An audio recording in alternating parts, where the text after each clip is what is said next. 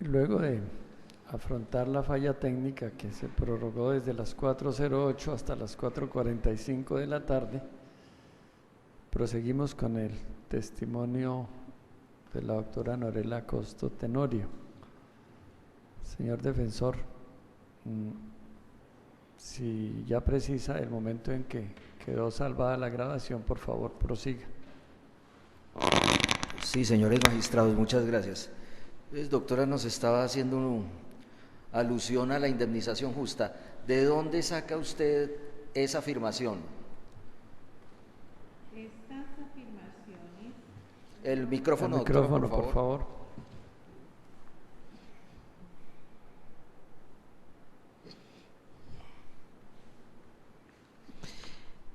Estas afirmaciones están consignadas en la providencia censurada por el señor fiscal.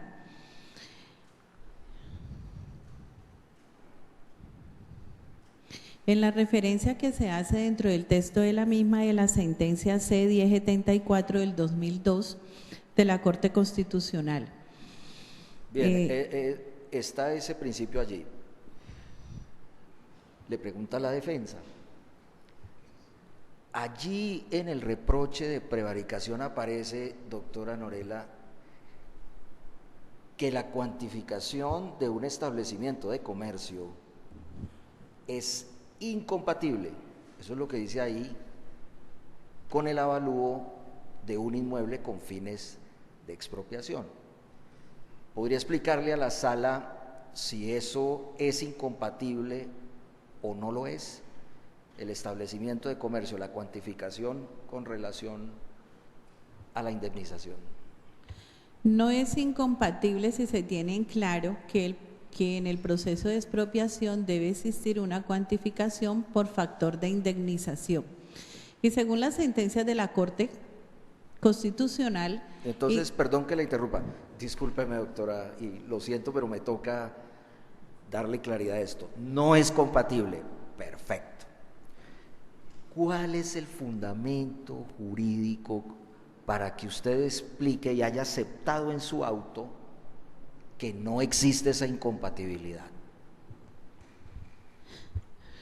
Vuelvo y repito que el factor de indemnización señalado por la Corte Constitucional en sus sentencias de constitucionalidad respecto de los procesos de expropiación para tasar los factores de indemnización no limita ese factor en absoluto.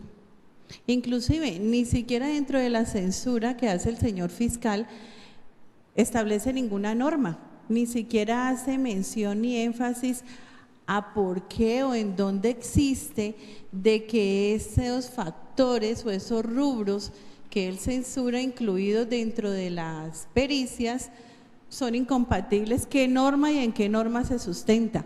Para nada. La Corte es clara en decir que indemnización es todo perjuicio que se le cause a la persona de la cual se priva de su propiedad dentro de un proceso de expropiación y que le cause un daño.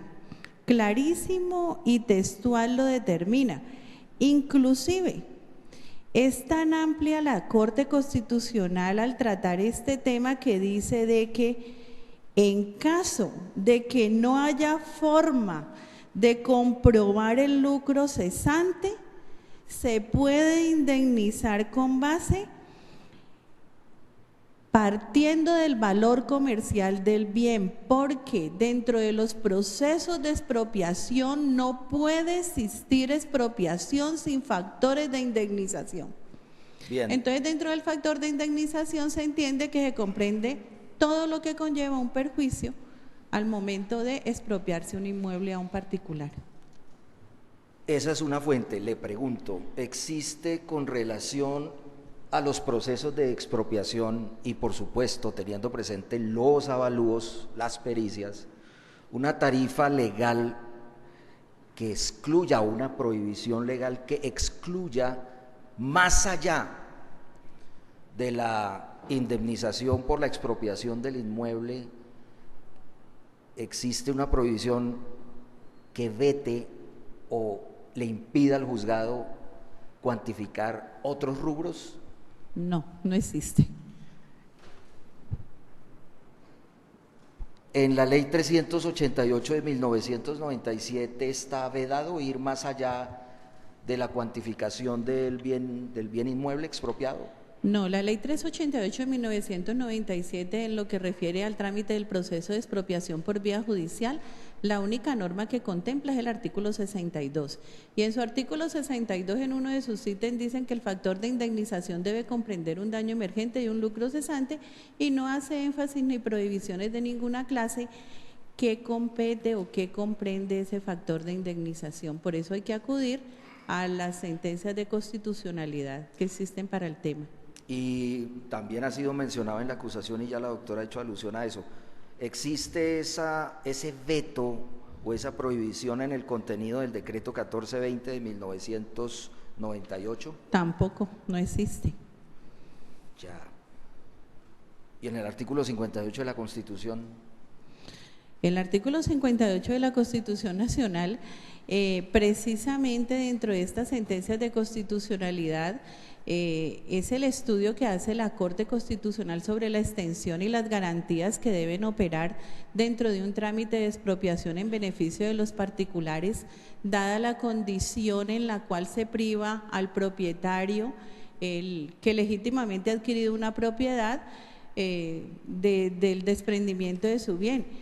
Estas sentencias de constitucionalidad que acabo de mencionar, como es la C153 del 94, la C1074 del 2002, la C476 del 2007, son consecuencia del estudio de análisis que hace la Corte Constitucional del artículo 58 de la Constitución Nacional, en su desarrollo de protección al derecho de propiedad dentro de los procesos de expropiación. ¿Esa decisión de la Corte Constitucional la tuvo en cuenta en su decisión, doctora? Claro que sí. El punto cuarto de las providencias censuradas por el señor fiscal comienza con el estudio o el análisis que se hace del artículo 58 de la Constitución Nacional y comienza a desarrollar lo que es el factor de indemnización. Se refiere sobre cada una de las sentencias, se señalan, se traen algunos apartes de las mismas en lo que tiene que ver en las conclusiones que tiene la Corte Constitucional en determinar el por qué ese factor de indemnización debe tenerse en cuenta obligatoriamente dentro de este tipo de procesos y el sentido de que no tiene ninguna limitante. Esta providencia las contempla en su totalidad. Bien. Inclusive dentro de ese mismo texto y ese mismo punto, trae al respecto para esa época, dado el caso que se había presentado y las censuras que se habían presentado por parte, o las reclamaciones por parte del apoderado de INCO de la época, y se trajo a colación un boletín de prensa que se referenció dentro de esta providencia, y aquí viene citado, de febrero 28 del 2008, que era muy propio para la época y que apareció como un IM en las redes sociales como el internet, dadas las expropiaciones que se estaban haciendo en la ciudad de Bogotá por el IDU. Entonces ahí se censuró mucho la tarea o la labor que venían haciendo los peritos que estaban encargados de hacer los avalúos por parte del Estado para hacer las valoraciones, en el sentido de que esos avalúos estaban siendo tasados de una manera supremamente bajos, con valores inferiores inclusive a los avalúos catastrales que figuraban para la época en los bienes y que estaban generando una serie de problemas y demandas de carácter administrativo en contra del Estado, ocasionando infinidad de demandas y ocasionando un detrimento al Estado en el manejo que se estaba dando en los trámites de expropiación por parte de las entidades que estaban contratando las sociedades o entidades encargadas de hacer las expropiaciones, en el manejo de los avalúos inferiores a los catastrales que existían para la época de los bienes. Lo reseñamos aquí como un punto de referencia.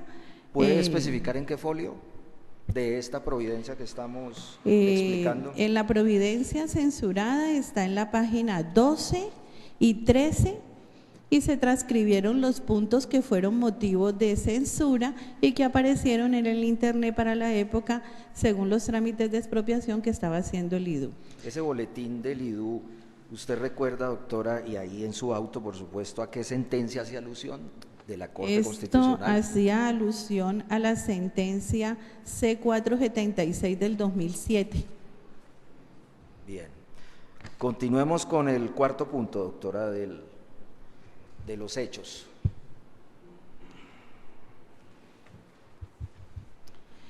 Se dice por la Fiscalía que el juzgado desechó los peritajes de Álvaro Zárate Cruz y César Loda Abadía Saavedra sin motivación alguna. Volvemos… En primer lugar, esa pregunta, ¿desechó usted esos peritajes? Pues los peritajes no se acogieron. El dictamen que se acogió fue el del señor Jorge Enrique Posada Salazar.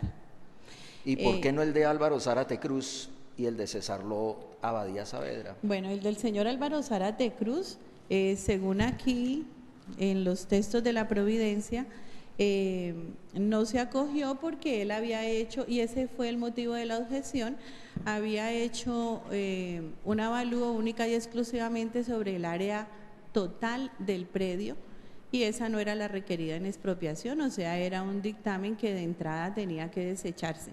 Sin embargo, en el punto…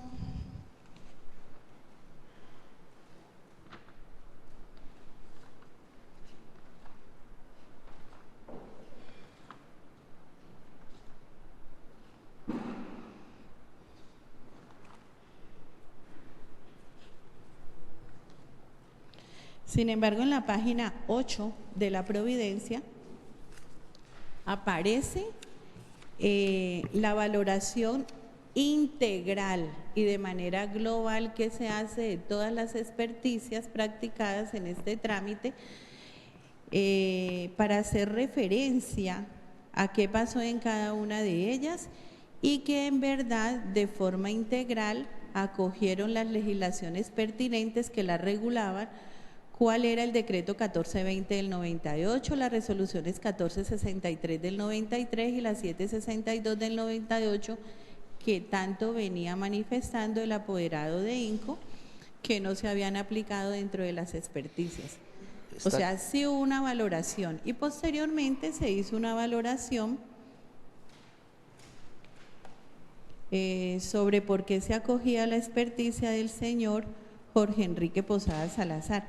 Inclusive se hizo todo ello a pesar de que en la misma Providencia se dijo que ni siquiera había motivo ni obligaba al juzgado el hacer un estudio sobre la objeción propuesta, teniendo en cuenta que ni siquiera el apoderado de INCO de la época se había permitido denunciar dentro de la objeción como lo exige la ley y como lo exige la técnica, enunciar los errores en los cuales había incurrido las pericias. En ningún momento lo hizo, ni inclusive los errores en los cuales había incluido el juzgado, porque simple y llanamente se limitó a decir que una objeción se aplicaba porque no se le habían concedido muchas cosas dentro del trámite procesal que ya se habían suplido, pero ni siquiera se hizo un señalamiento del error grave en el cual se había incurrido la pericia. Sin embargo, se hizo el análisis de todas las pericias en particular. Miremos el quinto punto.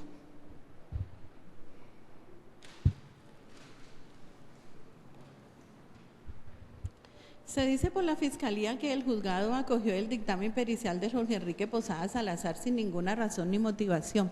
Volvemos al mismo punto. Bueno, vamos allí en orden, que hay dos aseveraciones allí en la acusación interesantes, y es que escogió el juzgado esa pericia de Jorge Enrique Posada Salazar, vamos en orden, sin ninguna razón. Pues basta nomás con leer la Providencia.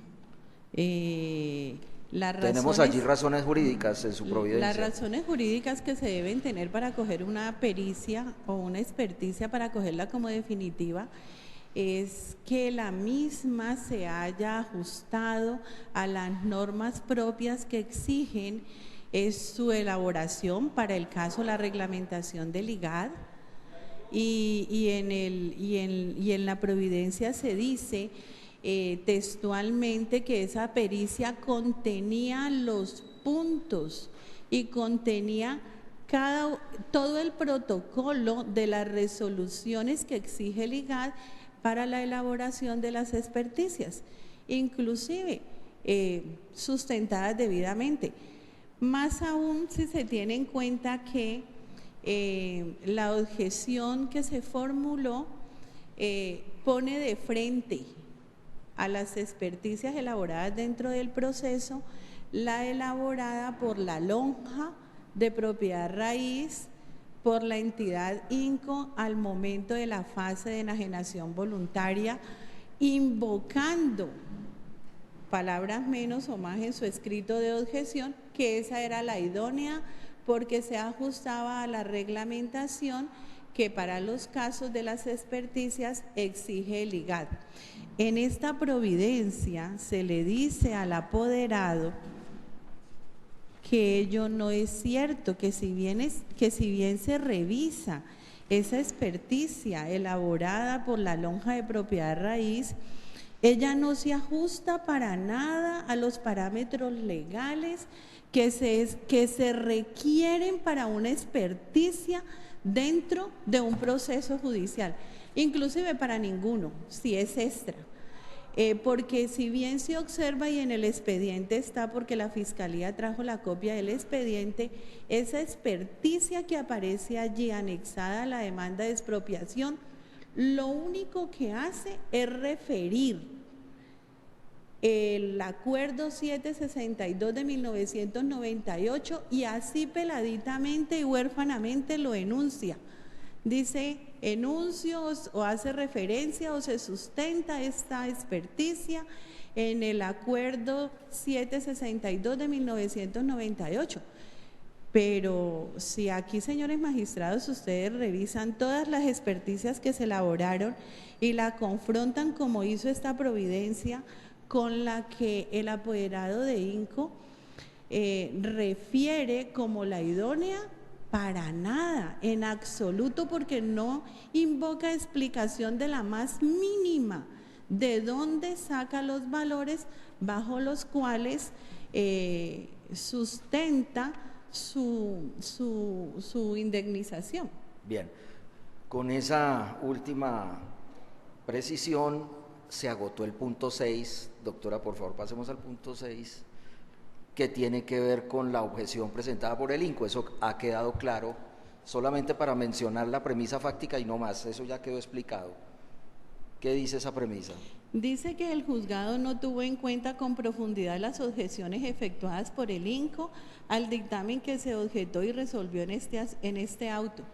Pues, señores magistrados, yo aquí simplemente les digo de que leímos la objeción, el escrito de objeción presentado por el apoderado de INCO y llamarlo escrito de objeción y censurar la Fiscalía al juzgado esta providencia que dice que porque el juzgado no tuvo en cuenta la profundidad de las objeciones. Por favor, si ni siquiera el mismo apoderado de INCO pudo decir o escribir mínimamente cuál era o en qué no compartía las experticias presentadas o cuál era el error que se aducía o se endilgaba a la experticia o la inconformidad mínima, simplemente se observan el texto de la objeción.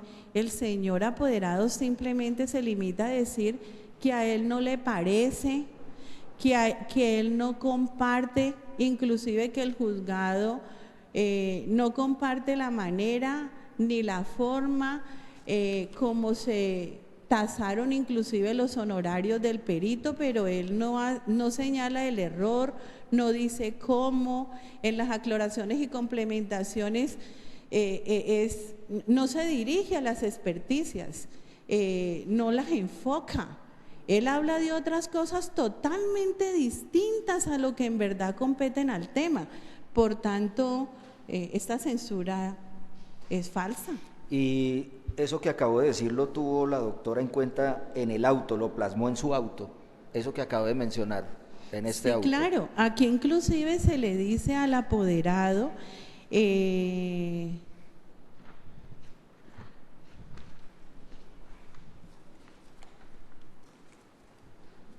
el punto tercero de esta providencia, que está en la página 6, se estudia o se comienza a tratar cada uno de los temas que en su escrito de objeción invoca el apoderado.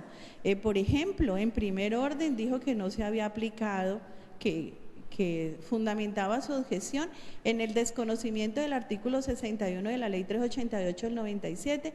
Aquí el juzgado le transcribe el artículo 61 y le dice que eso es un artículo, una legislación propia para aplicar en la etapa de enajenación voluntaria.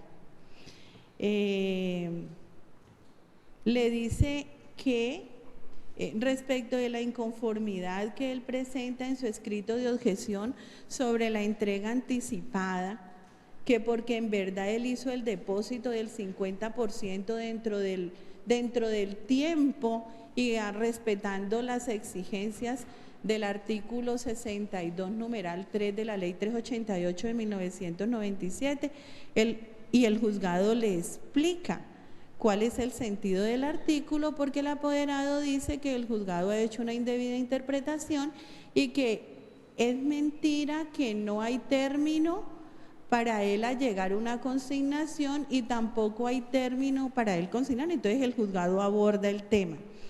En el tercer orden, donde él hace una referencia de que el juzgado inaplicó indebidamente el artículo 456 del Código de Procedimiento Civil en cuanto a la designación de peritos, que es un tema ya reiterado, el juzgado vuelve y le hace énfasis y le explica todo lo que tiene que ver sobre el tema del artículo 456. Y en lo que él direcciona o trata de direccionar respecto a la objeción del dictamen dentro del avalúo comercial, el juzgado le manifiesta que en verdad es errada su censura, porque no puede venir al caso que él invoque una objeción por error grave, que porque a él le gustaría que la aplicación de la norma fuera con el artículo 61 de la ley 388 del 97, porque él considera y le parece que él sí consignó y cumplió con lo dispuesto en el artículo 62 de la ley 388 del 97 para que se hiciera la entrega anticipada, que porque el juzgado no debía, tal como lo dice la ley, enuncia él, practicar otro avalúo, teniendo en cuenta que el avalúo que se debía considerar en el proceso era el de la lonja de propiedad raíz de Cali, que era el que verdaderamente se ajustaba y que así lo manda el Código de Procedimiento Civil, sin enunciar norma alguna sobre ello. Cuando él dice que el perito dice que debe acreditar que se encuentra registrado en la Cámara de Comercio, que debe traer un reglamento de la lonja en la cual él está inscrito, y que eso lo dice el decreto 1420 del 98, cuando él dice que se deben adjuntar dizque las fotografías de todos los profesionales a los cuales se les realizó las encuestas dentro del método de encuesta que realizaron los peritos en sus experticias, que es que porque así lo exige la ley, pero no dice cuál ley, y eso tampoco existe.